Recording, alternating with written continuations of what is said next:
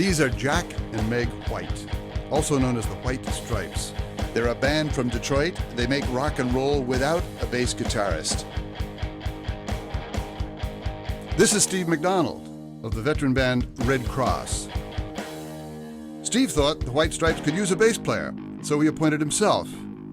He took the White Stripes album, called White Blood Cells, and re-recorded it, laying a bass track down on every song. Then he released the results as MP3s on Red Cross's website. He even made up a new album cover and title, Red Blood Cells. McDonald began putting these copyrighted songs online without permission from the White Stripes or their record label. During the project, he bumped into Jack White, who gave him spoken assent to continue. It can be that easy when you skip the intermediaries. Collaboration across space and time. Creative co-authorship with people you've never met. Standing on the shoulders of your peers. It's what the internet is all about. It can be that easy when you skip the intermediaries. But couldn't it be easier still? Not many of us are liable just to bump into Jack White and get the green light. And he's not going to let just anyone play the bass over his songs in any case. But what about other artists who might want you or me to play along? Shouldn't we be able to, if they don't mind? Enter one of the internet's most famous citizens. A face familiar the world over, a public identity rivaled only by a handful of corporate giants and global superstars, the Big Copyright C. Everyone knows what Big C stands for. Big C means all rights reserved. Big C means ask permission. Big C protects copyright owners and notifies the rest of us of their ownership. Time was when you had to put Big C on anything you wanted to copyright, or else it entered the public domain, the commons of information where nothing is owned and all is permitted. You had to put the world on notice to warn them. That was Big C's job, and it was a useful one. What changed? The law.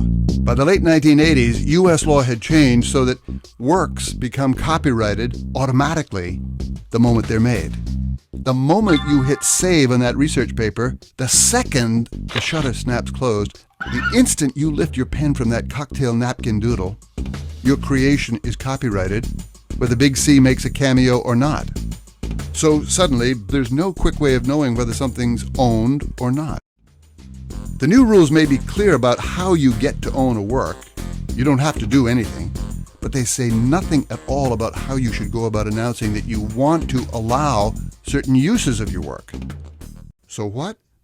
Well, if you're a digital filmmaker whose every frame must be cleared by an army of lawyers before making the cut, or if you're in a band whose label won't let you put a song on a file-sharing network, or if you're a professor trying to put together online course materials, or if you're a DJ chasing down permission to use every snippet of song in your sonic collage, if you're one of these people, then you know, so what? We interrupt this brainstorm to call the lawyers. You drop what you're doing and call all the lawyers. You ask for permission, even to use a work whose author doesn't mind if you use it, because you have no idea what the author's intent is. You ask for permission, even to share some of your rights. Or you venture forward unsure what your risks and rights are exactly. Or, in a haze of legal doubt, you do nothing. The bottom line, Big C is out of a job. The middlemen are not. Enter Creative Commons.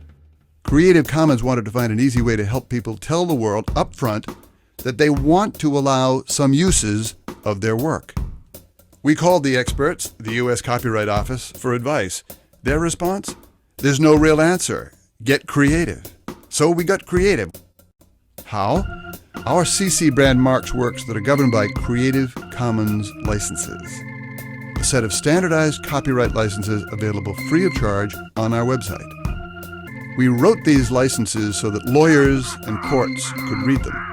Then we translated them into a language you can read. And then we translated them into a language computers can read. Now, CC isn't meant to compete with copyright, but to complement it. It allows you to retain your copyright while granting the world permission to make certain uses of it upon certain conditions. If the big C is like a red light, then CC is a green light. If the big C says no trespassing, the double C says please come in. If the big C says all rights reserved, CC says some rights reserved. So you can use the powers of the net to find works free to share and build upon, and to invite other people to transform or trade yours so that you can get creative, not only with what you make, but how you make it available, so you can collaborate across space and time, so you can be a co-author with someone you've never met, so you can stand on the shoulders of your peers, all without asking permission, because permission has already been granted. Creative Commons. Get creative. It's easy when you skip the intermediaries.